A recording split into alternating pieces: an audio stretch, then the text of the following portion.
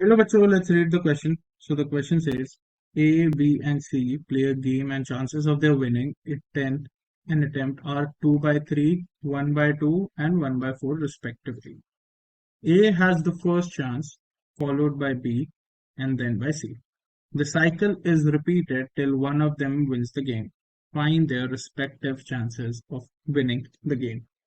So बच्चों इसका की कॉन्सेप्ट लिख लेते हैं. की कॉन्सेप्ट. So यहाँ पे बच्चों प्रोबेबिलिटी का फॉर्मूला लिख लेते हैं. प्रोबेबिलिटी का फॉर्मूला होता है favourable outcomes upon total outcomes. और अगर हमारे को कोई भी जीपी दे रखी हो, इनफाइनाइट जीपी हो हमारी, तो जीपी ऑफ इनफाइनाइट वैल्यूज वो होती है बच्चों एन अपॉन 1 - आर. एन होते हैं चांसेस या प्रोबेबिलिटी जो भी निकल रही है, and R is the common ratio. So इन की कॉन्सेप्ट्स का यूज करके हम इस क्वेश्चन को बच्चों सॉल्व करेंगे.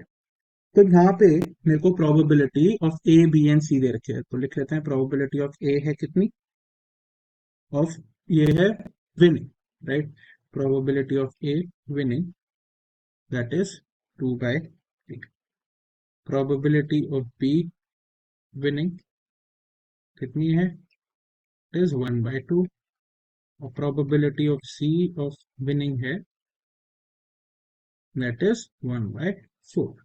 तो बच्चों पहले ए आएगा, फिर बी आएगा, फिर सी आएगा. इसमें लिखा है साइकिल है ये जो रिपीट हो रही है till one wins the game.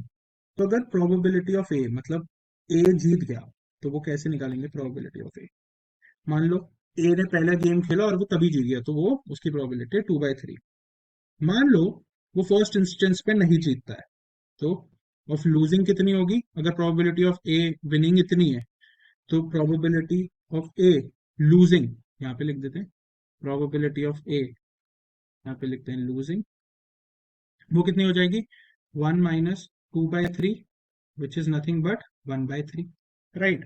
ऐसी प्रोबेबिलिटी ऑफ बी लूजिंग बच्चों कितनी हो जाएगी, वो हो जाएगी 1 - 1/2 विच इज अगेन 1/2. और ऐसी प्रोबेबिलिटी ऑफ सी से लूजिंग वो कितनी हो जाएगी 1 -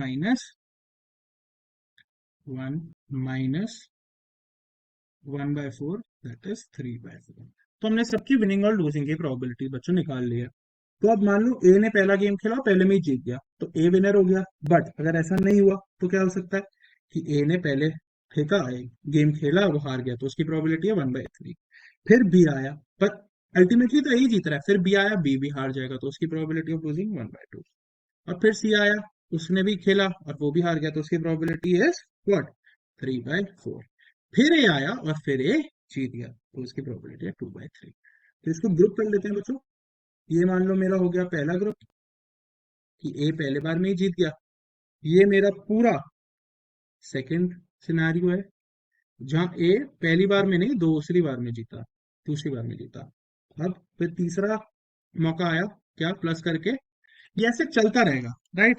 दिस विल गो ऑन. तो इसका ये मेरा हो गया प्लस में स्क्वायर, तो 1/3 मल्टीप्लाइड बाय 1/2 मल्टीप्लाइड बाय 3/4 का whole square multiplied by 2/3.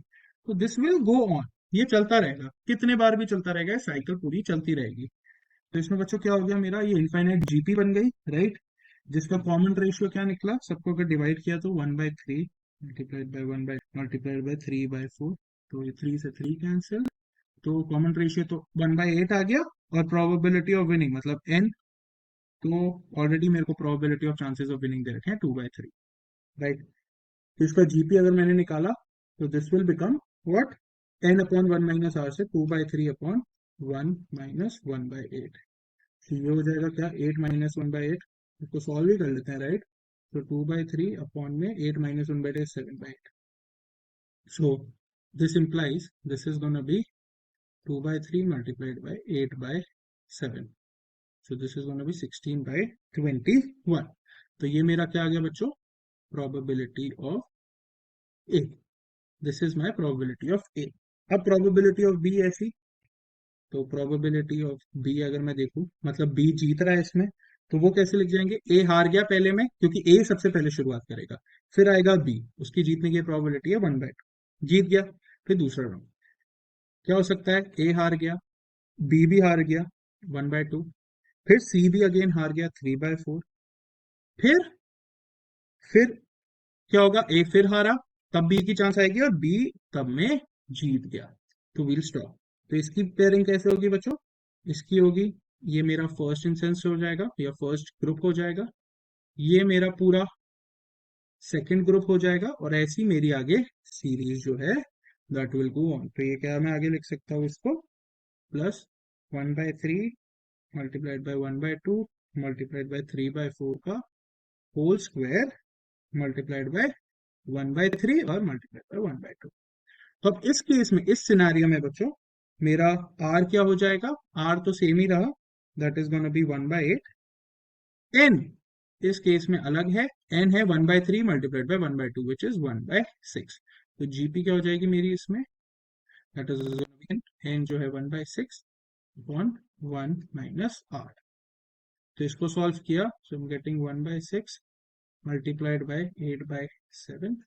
So ये कटा 4 times, ये कटा 3 times, that is gonna be what, 4/21. That is my probability of B. ये आ गई मेरी probability of B।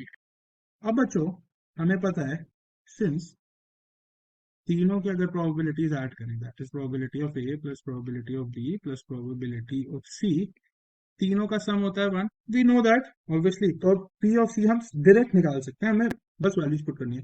तो प्रोबेबिलिटी ऑफ सी क्या हो जाएगा, 1 minus probability of A plus probability of B.